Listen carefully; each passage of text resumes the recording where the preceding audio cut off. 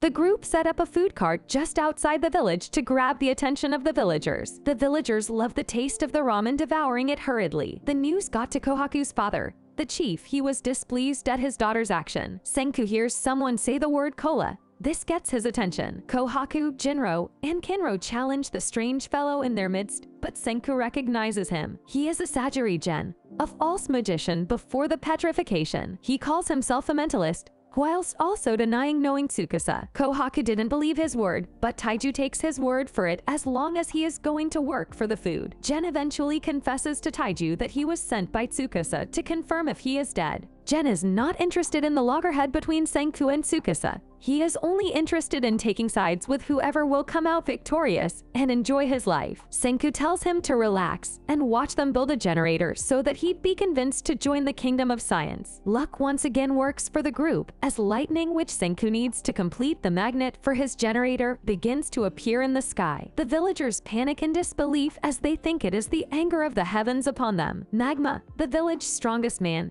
hears about their plan and goes to kill and not confront them. But Gen, the unlikely hero, steps up and performs a trick that makes flowers disappear from his hand.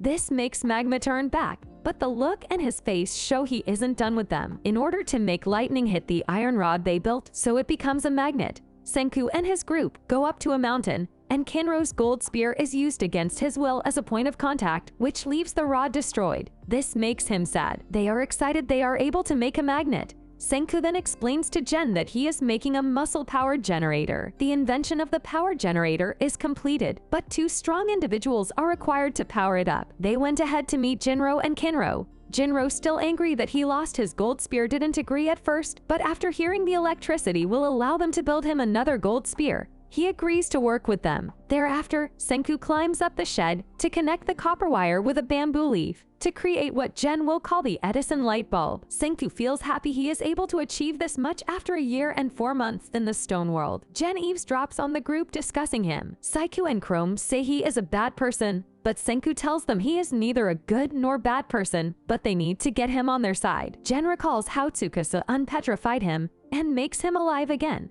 whilst also remembering he was performing with Tsukasa on a TV show the day the petrification happened. Tsukasa told him he is gathering the strongest statues in Nether to build an army, but he needs Gen to find out if Senku is still alive and report back to him. Lost in his thoughts, Gen is attacked by some unknown men.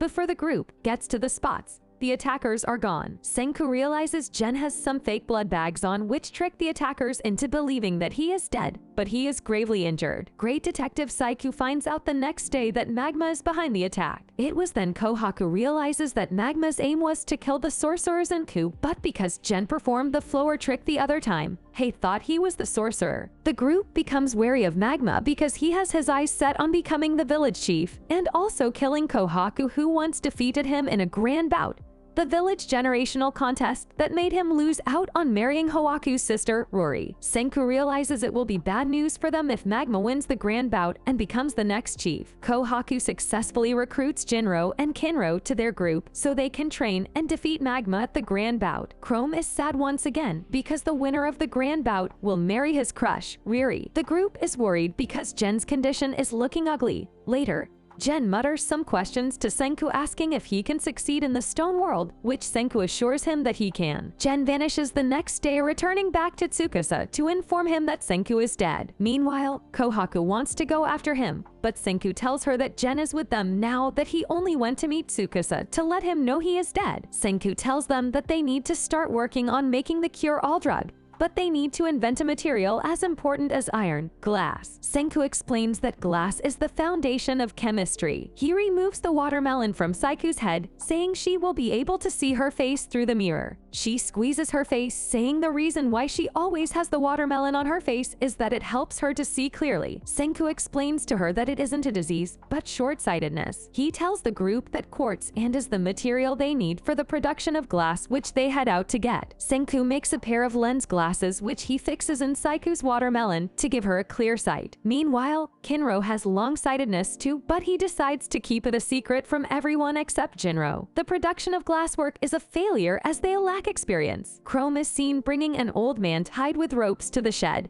He is an experienced craftsman. Kaseki refuses to help the group at first as he didn't want to take part in sorcery, but he couldn't withstand seeing them struggle. He decides to assist them, and they were able to make glassware in different forms and shapes. They acquire scientific lab. With this, the kingdom of science is finally completed. Senku decided to make a silver spear, much to Kinro's disbelief, as he wants a gold spear. Senku says the spear will be used to find chemistry's greatest treasure. Chrome wonder why Senku is making only a silver spear. Senku explains to him that it is needed for getting the maximum danger material. The group set out to the hot spring area where Senku informs Jinro that he is now the team's bodyguard. Senku tells him to stop getting too excited that the spear is actually a sensor, further explaining that if the tip of the spear turns black, they are all dead. They arrive at their destination, a spring of emerald green containing hydrogen sulfide and sulfur dioxide. Meanwhile, Jinro's spear turns black as he gets close to the spring bank, making him hallucinate and see a figure no one else is seeing. Kohaku saves him and pulls him back before he could get drowned. Senku explains how dangerous sulfuric acid is. Kohaku decides to go down there alone as she is willing to do anything to save her sister, but Senku draws her back, explaining how risky it is. He goes further to explain that they need gas masks to be able to get sulfuric acid from the spring. Senku decides Kaseki will make just one gas mask, which is for him alone. He decides he will be going alone as he wants Chrome to stay back,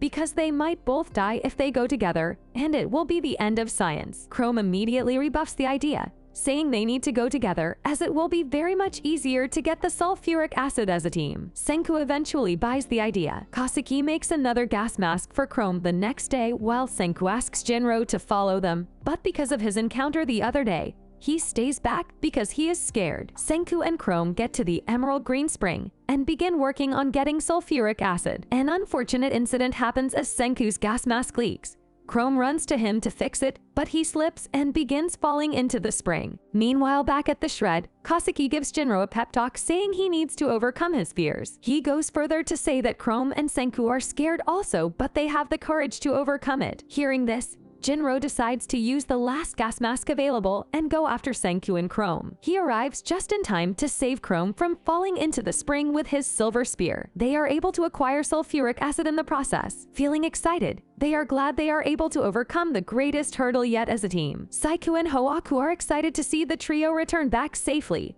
Now Senku tells them the next thing is mad chemical cooking as they intend to start making the preparation for the cure-all drug. They start the preparation of the all-cure drug. First, they prepare hydrochloric acid. Next, they prepare chlorosulfuric acid. And finally, they prepare sodium hydroxide. Senku explains all these are dangerous substances that mustn't touch the skin. Kohaku furiously asks if that is what he intends to make her sister drink, but Senku tells her it is just part of the preparation. Next, Senku and Chrome pee in a container. Kohaku becomes more furious and asks if that is what they will give her sister to drink. Once again, Senku calms her and tells her it is ammonia which is needed in the preparation of the drug. Senku says the last thing they need is alcohol, but there is no way they can get that. Kaseki tells them all they need to do is win the grand bout the next day, and the villagers will offer them plenty of alcohol. The chief is seen telling Ruri that the winner of the grand bout will be her husband and the next chief. He gets angry when he heard Hoaku will be joining the bout, and is surprised when he is told a new contestant, who is an outsider, is joining. Kohaku and the rest, aside from Jinro, are surprised that Senku is the outsider participating in the bout. Senku tells them he doesn't intend to win,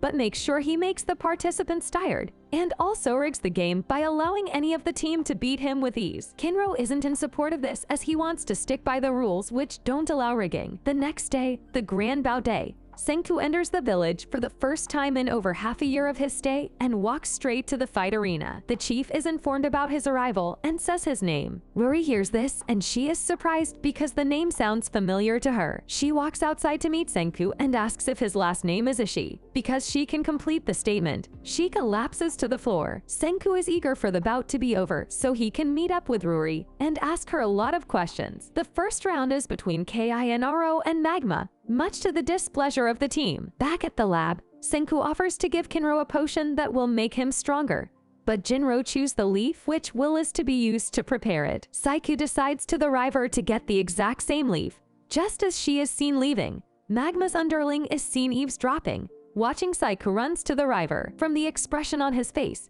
you can tell he has bad intentions. As the bout was about to start, Magma's underling run to inform the group that Saiku is drowning, but Senku and Chrome didn't believe him. Hoaku tells them that he knows the boy is lying, but what is there is a little bit of truth in it. She decides to abandon the bout and go out to look for Saiku. If she didn't return before the third round, she will be disqualified. Kinro and Magma begin their fight, and everyone including Magma is stunned by how strong Kinro is. Kinro is able to block all Magma moves. Saiku is shown trying to get herself freed from a tree. She eventually gets loose and runs straight to the grand bout. Magma decides to give some distance. This makes Kinro's eyesight blurry as he can't see Magma clearly. Saiku immediately notices Kinro straining his eyes and immediately knows he has fuzziness in his eyes. Magma uses the opportunity to knock down Kinro. Saiku throws her mask so Kinro could borrow it. Wearing the watermelon mask, Kinro can see a clearer vision. This makes him believe in science. He is able to dodge all Magma moves and knocks him out in one blow. Magma tells Kinro that he admits defeat,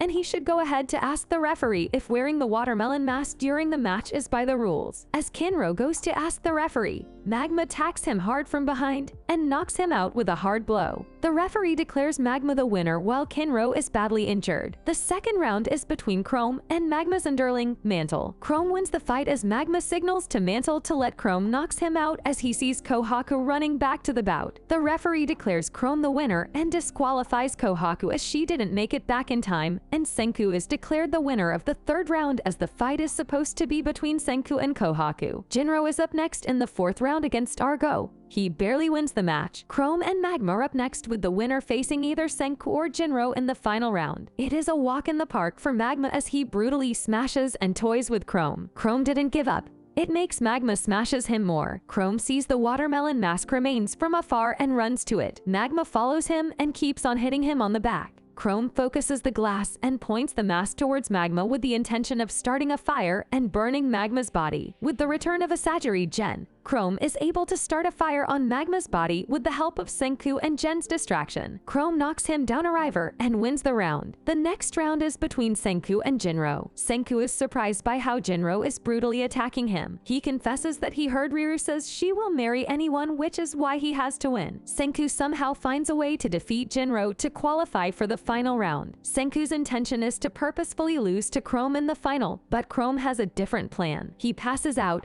and the referee is left with no other option than to declare Senku the winner of the bout, thereby making him the new village chief and husband of the priestess, Ruri. Ruri's father disapproves of an outsider becoming the new chief, but Senku isn't giving it a talk with him. Just then Ruri starts to cough up blood. Senku and Hoaku run off with the wine to start the preparation process for the drug. With the help of Gen and the group, Senku is able to finish off the preparation of the cure-all drug. He went to the village with the others to give Ruri the drug. Ruri's body starts to react to the drug, and her father thinks Senku has caused more damage to her, but Kohaku pleads with him to let Senku explain. Senku tells them that Ruri's illness is pneumonia, and the drug is causing some effect on the bacteria in her body. He further tells them that he needs to give her more of the drugs, but her father didn't want to give his approval. Kohaku and the rest around are in support of Senku's plan, leaving Ruri's father no other choice. To cut the long story short, Ruri is cured of her sickness, and her father publicly declares Senku the new village chief. It was there that Senku heard him say Ishigami Village. Why is Senku surprised by this? That is his surname. He is Ishigami Senku. His curiosity grows more when Ruri calls him Ishigami Senku. Ruri tells Senku that she knows him. Kohaku and the rest of the group are surprised. She explains to them what seems to be a mystery. The Tales of the 100, which are known only to the priestess, were passed down to Ruri by her mother. She reveals the story to them. It starts with Senku's childhood, a young kid who always shows interest in anything strange and mysterious. His father, Ishigami Byakuya, explains how he failed the astronaut exam because he couldn't swim. The application for astronaut candidates was made available again by JAXA after 10 years. Senku decides to build his father an electric suit that will help him overcome the swimming test at the astronaut interview. Ishigami Byakuya explains to the interviewers that his son had helped him make the suit that helps him to pass the swimming test, and because of that he is going to make it to space as a way of showing gratitude to his son. Byakuya eventually made it to space alongside Samuel and Lillian. At the space station, they met Dr. Yakov and Dahlia a married couple with Connie. They introduce themselves to each other and get along well. All 6 of them were in space for a couple of days before the Earth was petrified. Ishigami Byakuya decides they need to go back to Earth to figure out what has happened and find a way to save humanity, as all 6 of them are humanity's last hope.